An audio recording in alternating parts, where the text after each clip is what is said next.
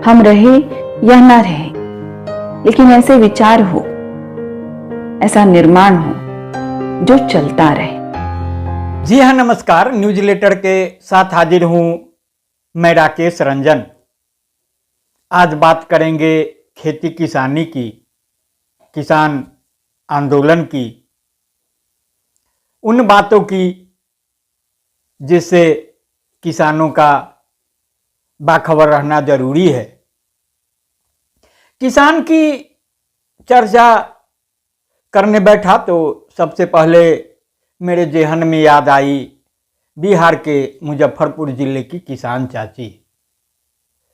किसान चाची ने खेती किसानी के क्षेत्र में अपनी खास पहचान बनाई और पूरे जिले, घर से निकलकर पूरे जिले के किसानों को, खासतौर से महिलाओं को खेती के कार्यों के लिए प्रेरित कर, नए नए तौर तरीके बताकर खुद भी समृद्धि की राह पर अग्रसर हुई और अन्य महिलाओं को भी आगे बढ़ाया। तो आज जो मैं चर्चा करूंगा, उस चर्चा के केंद्र में जो नारी शक्ति है, महिला शक्ति है, आधियावादी हैं, आधियावादी का हिस्सा उनको कह लीजिए, वो हैं आराधना भार्गव। आराधना भार्गव वकील भी होती हैं और किसानों की जो समस्याएं हैं, उनके अधिकार की जो बातें हैं, उनको बहुत संजीदगी से, मजबूती के साथ उठाती रही हैं। तो आराधना भार्गव चूंकि मध्य प्रदेश से आती हैं और उन्हें एक नई जिम्मेदारी मिली है। वह जिम्मेदारी है किसान संघर्ष समिति की मध्य प्रदेश इकाई की अध्यक्ष की जिम्मेदारी। तो खास बात यह है कि किसी महिला को अपने संगठन की बागडोर सौंपने वाला देश का पहला किसान संगठन किसान संघर्ष समिति बना है, जो आराधना भार्गव को मध्य प्रदेश इकाई का, किसान संघर्ष समिति की मध्य प्रदेश इकाई का अध्यक्ष चुना गया। वह 27 में मुल्ताई सम्मेलन में चुना गया। तो मध्य प्रदेश के वरिष्ठ पत्रकार रामस्वरूप मंत्री ने आराधना भार्गव को किसान संघर्ष समिति का प्रदेश अध्यक्ष बनाने के क्या मायने हैं, मध्य प्रदेश के किसानों का, जो देश भर के किसानों को दिशा देने की बात है, उसमें क्या भूमिका रही है, किसान आंदोलन कहाँ खड़ा है, किस रूप में खड़ा है, किस रूप में आगे बढ़ रहा है, तमाम पहलुओं को समेटा है। तो आप इसे संजीदगी से सुनेंगे, गुनेंगे। मुझे उम्मीद है कि आप खुद को प्रतिक्रिया देने से नहीं रोक पाएंगे। और खास तौर से मेरी जो समझ है वह यह है कि आराधना भार्गव को आगे बढ़ाकर किसान संघर्ष समिति ने जो संदेश दिए हैं, वह संदेश बहुत साफ है। आधियावादी की देश की प्रगति में क्या भूमिका है, क्या योगदान है, वह छिपा नहीं है। खेती किसानी में भी अप्रत्यक्ष तौर पर वो बखूबी हाथ बटाती रही है, लेकिन 2 कदम आगे बढ़कर सामने आना, फ्रंट पर आना और फिर एक किसान के रूप में पहचान बनाना एक बड़ी बात है। और बात जब संघर्ष की हो, आंदोलन की हो, तो फिर बातें और बड़ी हो जाती है। तो रामस्वरूप मंत्री बताते हैं कि मध्य प्रदेश के किसानों ने देश भर के किसानों को दिशा दी है। 27 वर्ष पूर्व किसान संघर्ष समिति के नेतृत्व में हुए किसान आंदोलन पर गोली चालन और 24 किसानों की शासन द्वारा हत्या किए जाने से उपजे जनाक्रोश ने देश भर के किसानों को संगठित करने और आंदोलन की राह पर आगे बढ़ाने का काम किया है। मुल्ताई गोली चालन के बाद मंदसौर में हुए गोली चालन, जिसमें 6 किसानों की मौत हुई, उसी के परिणाम स्वरूप देश के किसानों ने एकजुटता के साथ सरकार के खिलाफ संघर्ष करने का निर्णय लिया और किसान संघर्ष समन्वय समिति का जन्म हुआ, जो आगे चलकर देश के अन्य किसान संगठनों को जोड़कर करीब 500 किसान संगठनों का संयुक्त किसान मोर्चा के रूप में सामने आया। 13 महीने का बड़ा बृहद किसान आंदोलन चलाकर देश ही नहीं दुनिया के सामने आंदोलन की मजबूती का एक उदाहरण पेश किया और तीनों कारपोरेट हित वाले किसान बिल को सरकार को रद्द करने पर मजबूर किया। तो किसान संघर्ष समिति हर बार कुछ नया कर देश की जन आंदोलन को दिशा देने का काम करती है। देखिए, इस बात को समझने की बखूबी जरूरत है कि किसान आंदोलन जब खड़ा होता है, किसान आंदोलन की राह पकड़ते हैं, आंदोलन की राह पर डटकर खड़े होते हैं, तो सिर्फ और सिर्फ उसे किसान का आंदोलन समझना यह सही कसौटी नहीं होगी। किसानों का जो विशाल समूह है, उसका जो देश की समृद्धि में योगदान है और कृषि उत्पादों से जुड़े जो अनेकानेक कारोबार हैं और उससे जो लोग जुड़े हैं, जुड़ाव है, तो इस तरह से एक बृहद दायरा बनता है। तो किसान संघर्ष समिति हर बार कुछ न कुछ नया कर देश की जन आंदोलन को दिशा देने का काम करती है। तो इस बार भी 27 में शहीद किसान स्मृति सम्मेलन में एक बार फिर देश के किसान संगठनों को नई दिशा देने का काम किया है। खेती के कामकाज में महिलाओं की जो बात है, तो महिलाएं पुरुषों से कंधे से कंधा मिलाकर काम करती हैं और खेती की सभी बारीकियों को समझती भी हैं।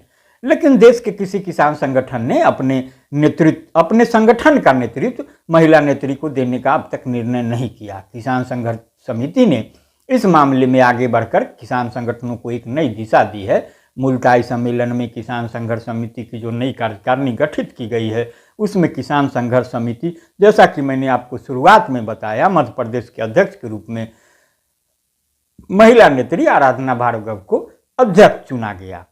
तो आराधना भार्गव छिंदवाड़ा, मध्य प्रदेश के छिंदवाड़ा से आती हैं। तो शायद यह देश में पहला मामला है जब किसी किसान संगठन का नेतृत्व महिला करेगी। उम्मीद है कि जिस तरह से मुल्ताई ने देश के किसान संगठनों को संघर्ष का रास्ता दिखाया था, इस बार भी किसान संगठनों को महिलाओं को आगे करना और उन्हें नेतृत्व के रास्ते पर आगे बढ़ाने का मार्ग दिखलाएगी। तो जो मुल्ताई किसान आंदोलन की बात है और आंदोलनकारियों पर गोली चालन की बात है, तो पिछले 27 वर्षों से किसान संघर्ष समिति शहीद किसानों की स्मृति में सम्मेलन और किसान पंचायत का आयोजन करती है। 12 जनवरी 1998 को मुल्ताई के किसानों ने जो प्राकृतिक आपदा से नष्ट हुई फसल का मुआवजा, फसल बीमा, कर्ज मुक्ति और बिजली बिल माफी की मांग की, तब सरकार ने किसान संघर्ष समिति से बातचीत करने की बजाय गोली चालन कर 24 किसानों की दिन दहाड़े हत्या कर दी। 150 किसानों को गोलियों से घायल कर दिया गया और 250 किसानों पर 67 मुकदमे लाद दिए गए। 12 साल पहले डॉक्टर सुनीलम विधायक भी रहे हैं। तो डॉक्टर सुनीलम सहित 3 किसानों को 52 वर्ष की सजा सुना दी गई। मंदसौर में जब 2017 में किसान आंदोलन चला, तब भी सरकार ने किसान से बातचीत करने की बजाय 6 जुलाई 2017 को गोली चालन किया, जिसमें 6 किसान शहीद हुए। तो किसानों से किस तरीके से सरकारें पेश आती रही है, तो वह बातें भी जाहिर हो रही है और जाहिर है। तो 100 से अधिक FIR दर्ज कराई गई, लेकिन किसानों ने अपनी ताकत से सभी FIR ठंडे बस्ते में डलवा दी। तो इन 27 वर्षों में किसानों की स्थिति में क्या परिवर्तन हुआ, ये बड़ा सवाल है। सवाल यह भी है कि किसानों के प्रति सरकारों का रवैया कितना बदला। किसान आंदोलन के खिलाफ सरकारों की दमनात्मक कार्रवाइयों में अंतर क्या आया, इसका मूल्यांकन और विश्लेषण करने पर हम पाते हैं कि पिछले 27 वर्षों में किसानों की संख्या लगातार कमी है।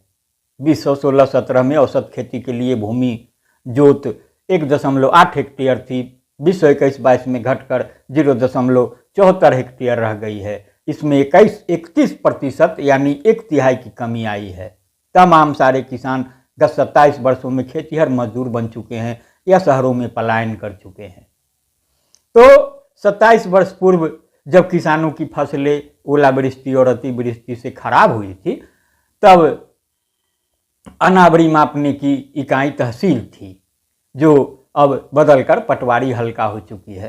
ये मध्य प्रदेश में पटवारी होगा, बिहार में दूसरे नाम से संबोधित किया जाता है। तो तब सरकार 400 रुपये प्रति एकड़ राजस्व मुआवजा दिया करती थी और वह दर अधूरा ही सही कुछ न कुछ मिलने लगा है, लेकिन मुआवजा दिया करती थी और जो है कि वह दर लगभग 10,000 रुपये प्रति एकड़ हुई है।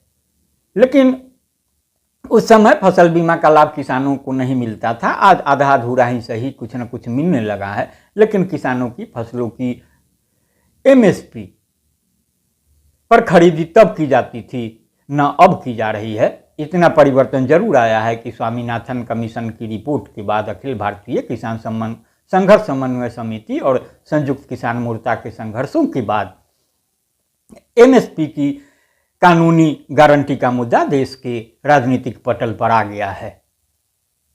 इधर किसानों की आत्महत्या निरंतर जारी है। सरकारी आंकड़ों के अनुसार प्रतिवर्ष औसतन 15,168 किसान आत्महत्या को मजबूर हो रहे हैं। इसमें लगभग 72% ऐसे छोटे किसान हैं जिनके पास 2 हेक्टेयर से भी कम जमीन है। कृषि बजट 3% तक सिकुड़ गया है। कृषि लागत में जबरदस्त बढ़ोतरी हुई है, लेकिन महंगाई की तुलना में समर्थन मूल्य नहीं बढ़े हैं। तो अभी आप देख रहे हैं कि जो किसान नेता हैं जगजीत सिंह डल्लेवाल, तो भी अनशन पर बैठे हैं और उनके अनशन के 55 दिन से भी ज़्यादा हो चुके हैं। अब तो 60 होने को हैं, लेकिन सरकार बातचीत को तैयार नहीं है। तो जो तथ्य हैं उससे जो नतीजा निकाला जा सकता है बड़ी आसानी से, और जहां आप पहुंच सकते हैं कि 27 वर्षों में केंद्र और राज्य सरकारें पंजाब सरकार की अब बात को छोड़कर किसान संगठनों से संवाद को तैयार नहीं है, तथा सरकारों का रवैया हिंसात्मक तरीकों से किसान आंदोलन का दमन करने का बना हुआ है। 17 वर्ष पहले की तुलना में हालांकि आज किसान संगठनों की ताकत बढ़ गई है। किसान संगठन ताकतवर होने के साथ साथ ज्यादा एकजुट हुए हैं। 27 साल पहले जब मुल्ताई किसान आंदोलन पर गोली चालन हुआ था, तब देश में किसान संगठनों का कोई बड़ा राष्ट्रीय मंच नहीं था, लेकिन मंदसौर किसान आंदोलन के बाद 250 किसान संगठनों ने अखिल भारतीय किसान संघर्ष समिति का गठन किया। मुल्ताई किसान आंदोलन के 27 वर्ष बाद देश में संयुक्त किसान मोर्चा 550 किसान संगठनों के सशक्त मोर्चे के तौर पर मौजूद है। तो हर साल सम्मेलन में उपस्थित जो एक किसान संघर्ष समिति की बात हो रही है, तो उपस्थित किसान संघर्ष का संकल्प लेकर मुलटापी घोषणा पत्र जारी करते हैं। इस बार भी 27 में शहीद किसान स्मृति आंदोलन और 325वीं किसान पंचायत में मुल्ताई घोषणा पत्र जारी किया गया, जिसमें 12 जनवरी 1998 को पुलिस गोली चालन में शहीद 24 किसानों को श्रद्धांजलि अर्पित करते हुए मुल्ताई तहसील में शहीद किसान स्मारक पार्क बनाने की मांग की गई। साथ ही केंद्र सरकार से सभी फसलों का समर्थन मूल्य पर खरीद की गारंटी का कानून पारित करने, सभी किसानों के संपूर्ण कर्जा मुक्ति, रोजगार के अधिकार को संविधान के मौलिक अधिकारों में शामिल करने, वित्त मंत्री से उक्त सभी मांगों को पूरा करने के लिए आगामी आम बजट 2025 में राशि का आवंटन करने, प्रत्येक किसान परिवार को 1,000 रुपये प्रति माह किसान पेंशन देने, ग्रामीण क्षेत्रों में मनरेगा योजना 200 दिन के लिए 700 रुपये प्रतिदिन की मजदूरी पर सभी बेरोजगारों को उपलब्ध कराने तथा शहरों में भी रोजगार गारंटी योजना लागू करने, 70 लाख स्वीकृत रिक्त पदों को भरने, सार्वजनिक उपक्रमों का निजीकरण पर रोक लगाने तथा कारपोरेट को बेचने का नीतिगत विरोध, 4 श्रम संहिताओं को रद्द करने, कारपोरेट पर 10% अधिक कर यानी टैक्स लगाने, देश के हर एक किसान परिवार के एक सदस्य को शासकीय नौकरी उपलब्ध कराने, मतलब सरकारी नौकरी नौकरी न दिए जाने तक 10,000 रुपये प्रति माह बेरोजगारी भत्ता देने, केंद्र सरकार द्वारा लाए गए राष्ट्रीय कृषि बाजार नीति के ड्राफ्ट को अस्वीकार करते हुए इसे 3 किसान विरोधी कानूनों को चोर दरवाजे से किसानों पर थोपने का सम्मेलन षड्यंत्र मानता है, ताकि किसानों की जमीनों को संविदा खेती के माध्यम से अडानी अंबानी को सौंपा जा सके तथा कृषि बाजार पर कारपोरेट को कब्जा दिलाया जा सके।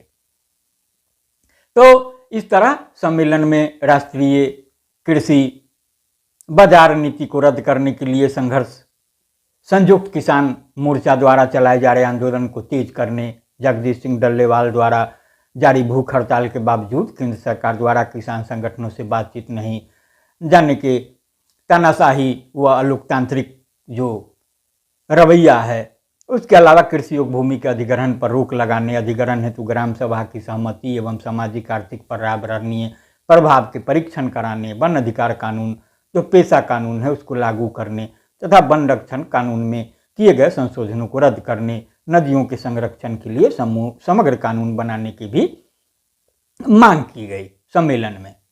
तो सम्मेलन नर्मदा बचाओ आंदोलन द्वारा सुश्री मेधा पाटकर के नेतृत्व में गत 40 वर्षों से चलाए जा रहे आंदोलनों से प्रेरणा लेते हुए सरदार सरोवर परियोजना के डूब प्रभावित सभी विस्थापितों के संपूर्ण पुनर्वास, हर किसान परिवार को प्रधानमंत्री सम्मान निधि देने, मध्य प्रदेश में सभी महिलाओं को लाडली बहन योजना का लाभ देने, उद्योगों एवं शहरी की तरह किसानों को 24 घंटे बिजली उपलब्ध कराने तथा बिजली कटौती बंद करने, प्रदेश और देश में शराबबंदी लागू करने, देश की सभी राज्य सरकारों से केरल की तरह 20 सब्जियों की एमएसपी पर खरीद की व्यवस्था करने, केसीसी लोन की तरह सभी राष्ट्रीय बैंकों से 0% ब्याज पर सभी किसानों को होम लोन की सुविधा उपलब्ध कराने, खाद की तरह सभी राष्ट्रीयकृत बैंकों से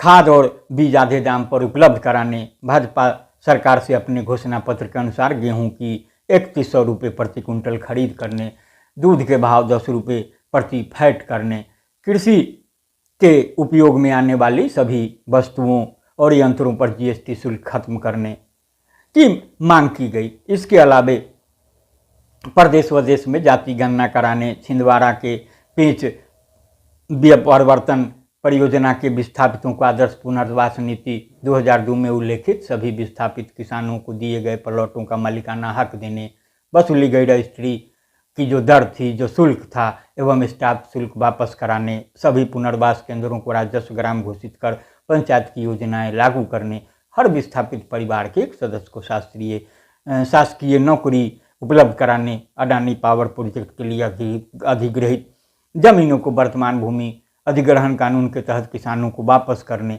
अन्य राज्यों की तरह मध्य प्रदेश में निराश्रित, वृद्ध, कल्याणी, प्रत्यक्षता, दिव्यांग एवं गरीबों को 3,000 रुपये प्रति माह सामाजिक सुरक्षा पेंशन देने की मांग की गई।